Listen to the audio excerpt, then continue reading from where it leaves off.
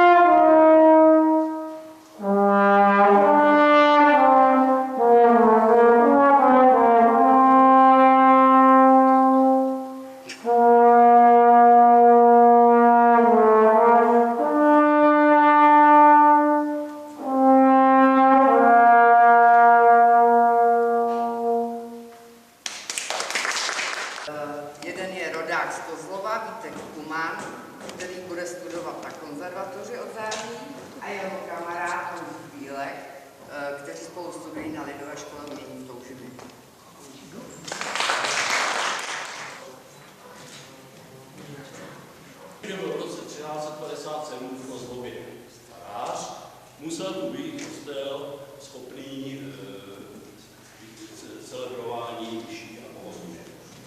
Takže ta stavba vlastní, zatím podle této nejnovější zmínky 1357, tu stavbu můžeme posunout taky do toho roku 1350 plus minus, protože samozřejmě to se nepostaví, taková ta stavba se nepostaví za den. Kostel byl patronátní, v Kozlově byla tvrz a já bych teď rád využil trochu vaší fantazie a zkusíme teda na ten čas. Zkusíme se dostat do toho roku 1350. Odmyslete si všechno, co tady vidíte vevnitř. Představte si jenom holý zdi. Nebude to těžké. Tady zapomeňte na ten vstup do té křestní kaple, tahle ta severní stěna byla plná, nebyly tady ani takhle tady barokní okna. Naopak si tady, kde je ta panská hlava, představte jedno gotické okno navíc a další si představte tady vpravo nad vchodem.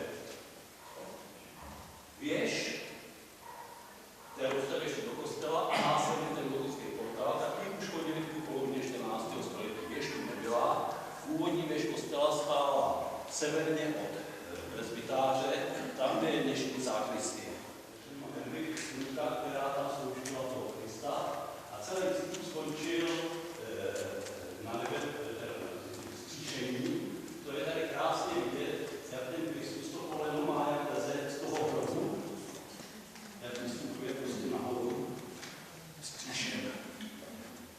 Kromě tohohle byly vyzdobeny vnitřní části vítězního polku, z obou stran byly malovány dva anděle, kteří nesou uprostřed tzv. Verajko, což je ručka svaté Veroniky, kterou Veronika opřela pod Kristovi a on si otisk do toho lajcůku, tak tzv. Verajko zemských knih. Tady je potřeba si uvědomit, když se bavíme o kostele, že kostel a zámek už se souviseli. Když prosperoval kostel, zámek prosperoval kostel. Jakmile chátral zámek, chátral kostel. To prostě byly jak spojené národy. I u Tenhoferové kostel výrazně jeho vzhled ovlivnil jak zvnějšku, tak zevnitř. Zvnějšku přistavěli ze západní stěně 3 opěráky a to samé přistavili tady k té východní stěně. Zřejmě šlo o nějaké lepší statické zajištění. Byla snesená ta stará věž a přízemí bylo, až po přízemí to bylo nově zaklenuto a od té doby slouží v podstatě výhradně jako sakristie.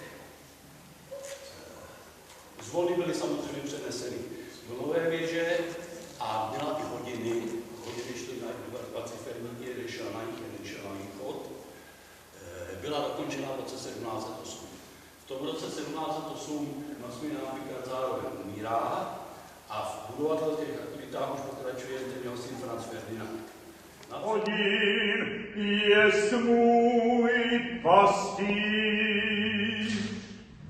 nebudu mít i nedostatku. Na pastvách zelených pase mne k vodám tichým nepřivodí. Duši mou občerstvuje, vodí mne po cestách spravedlnosti pro jméno své. Byť se mi dostalo jíti přes údolí stínu smrti, nebudu se báti zlého, nebo ty se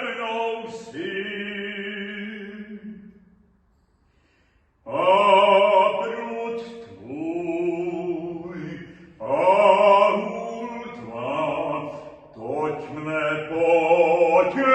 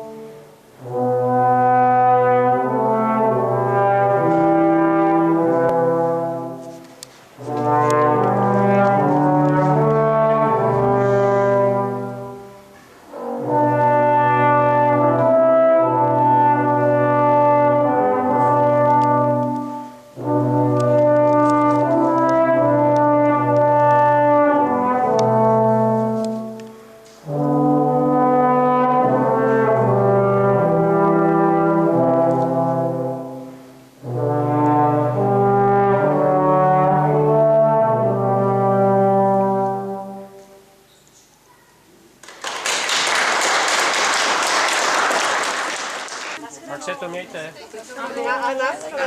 Ahoj.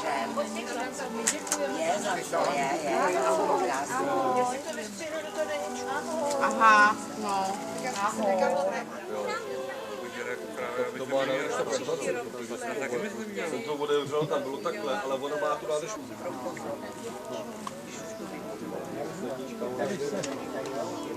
Ne, tady má ta šupačka na rameno. Centrály mají tu nádrž mají vlastně po celý. Se mi načipovat takhle. Já to mám na zádech. Takže takhle portál, jo? A to vidět, jo? A ta lavička může být taky vidět. No, s tím jídlem ne. Takhle. No takhle. Jasný si vyberete, že jo?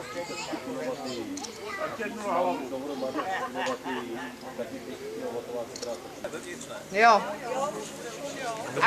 Až mávnu. Až mávnu.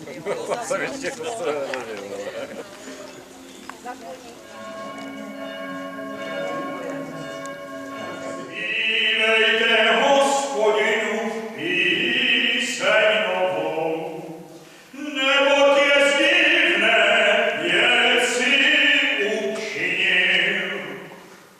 Zvuk vydejte prospěv